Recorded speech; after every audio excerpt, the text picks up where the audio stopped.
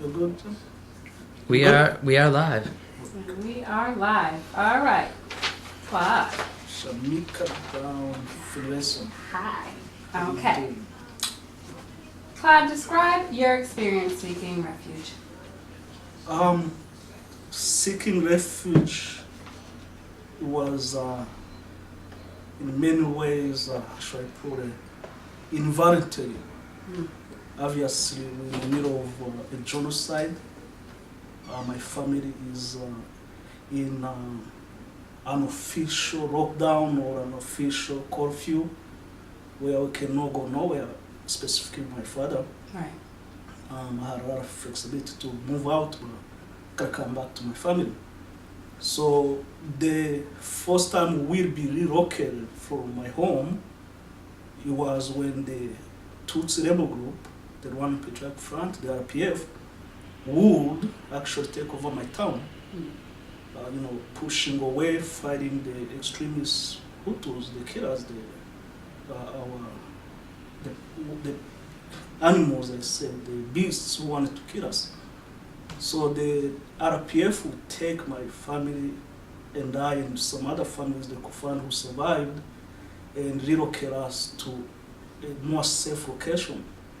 So in a way, we're not seeking refuge on our own. We have security moving us. And this was done in different stages. We didn't just one night and move, we're in safety or in a refugee camp. We had to do different stops. All this was done at night because during the daytime, the chances of crashing into an enemy or the enemies was high. So nighttime, daytime we kind of stay locked down in a bunker somewhere, or in a sugar factory at one point. It's a humongous factory. Slowly we made our way to the refuge place, which is northeast Rwanda, very close to Uganda. And that was safe because the Tutsi rebel group had taken that area for the past few months or so, or even previous year, because they came from that region, to liberate the country. Right. So that's the first seeking refuge or being taken to a refuge place. And once we were there, I still don't know exactly how long it took, but it was under a week, give or take 5 to 6 days. But we stayed there for the remainder of the 100 days of the 3 months of the genocide. So this is between early May we got there. So May, June, and then July we leave. So 2 months or so. Yeah. That's when we felt we were in a secure location because we have security. Right. Armed to the teeth men and women, making sure nobody infiltrates our refugee area. Right. So that's Interesting. how we see it. Speak on refugee camps. Like you said, you had to make it to a certain area to the refugee camps. Can you talk about Absolutely. your experience there and? Yeah, the way I put it, it became home away from home. Obviously, we do not know how long it will take. Right. So we got to somehow find a comfort level. Right. As the word comfort, I'm saying that loosely because we are in a dormitory. Right. With other families. With other different families, right. Like beds. Right. My family will have 2 beds and we have 5. So share that location. But we'll find some type of comfort. Right. We'll go to church on Sundays. There was a humongous, beautiful cathedral there.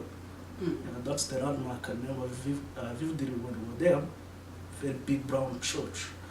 But what happens is as we get there, obviously we're settled in. We are told we don't know how long we're going to stay, right? being a 12-year-old at that time going to 13, I still like to wander around. Yeah. So on the top of a big hill, you know, Mhm. Rwanda being around over 1,000 hills, Right. we're on one of them.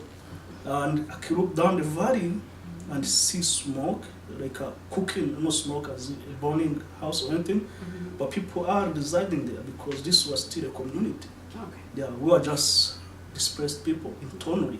Right. Yeah, it's actually the research paper I'm working on this topic is called internal displaced persons, Mhm. or IDPs they use in international relations lingo, Mhm. or immigration lingo. So I'll go there wandering, find some farmland, Mhm. someone's farmland, I don't care. Yeah. You start like taking some sweet potatoes, you know, you just rip the root out of the ground, Right. you know, because we gotta eat, You have to right? survive. We Yeah. gotta eat, and there is no international help.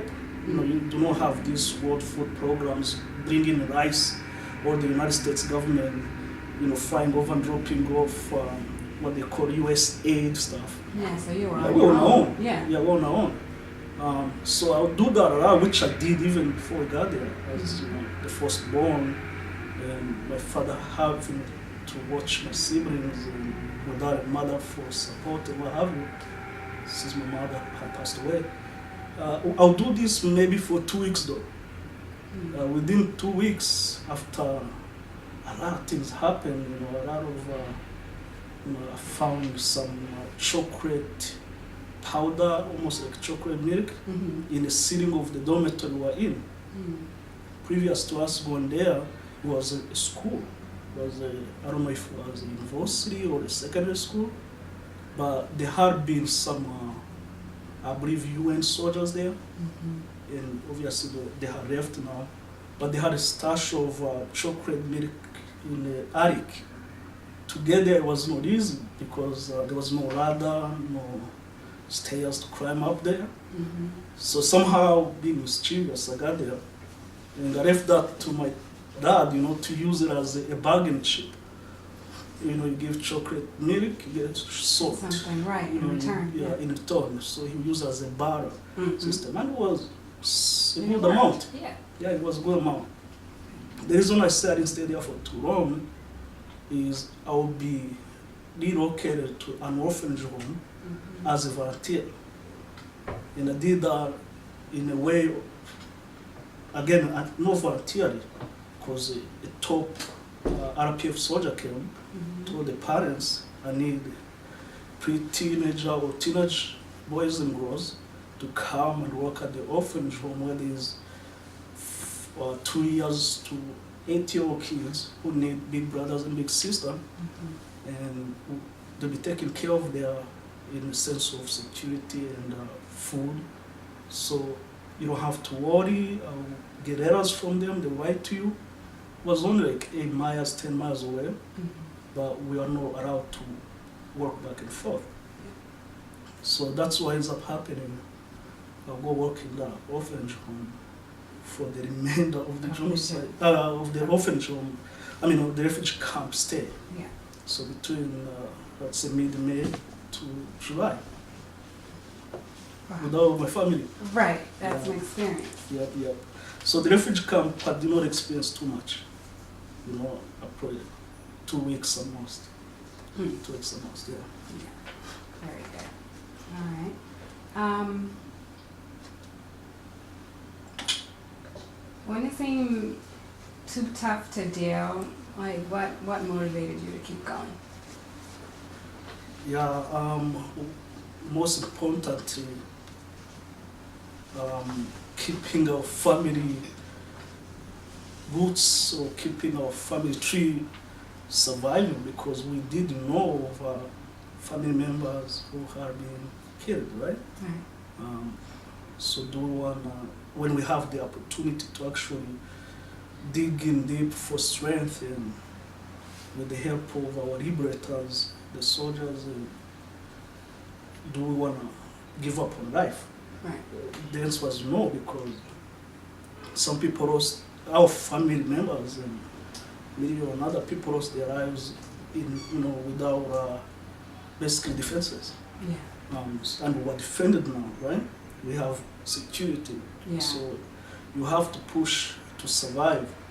And for myself, and my, in an orphanage home, I want to catch up with my family again. Mm-hmm. So as I'm working in the orphanage home, the main motivation or motivator is we gotta get back to your family, Right. I miss them tremendously. But we also had an aunt in the United States Mm-hmm. with all kids here. So we hoping to see them eventually, right? Yeah.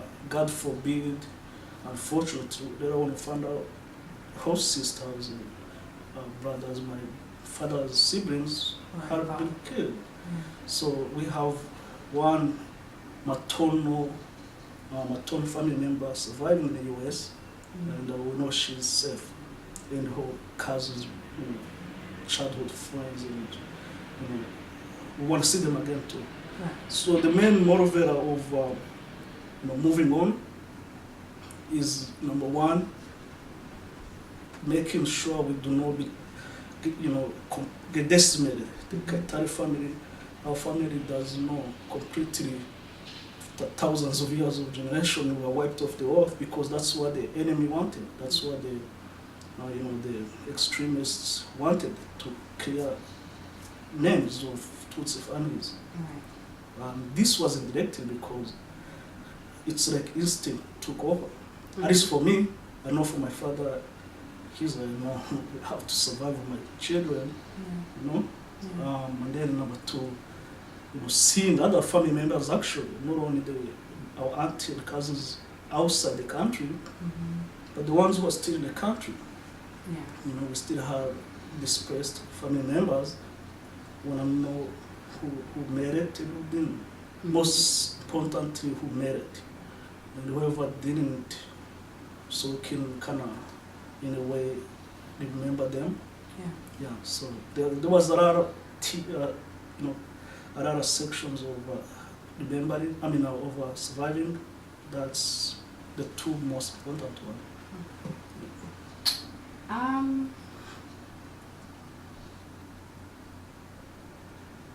Describe your experience when you arrived to America.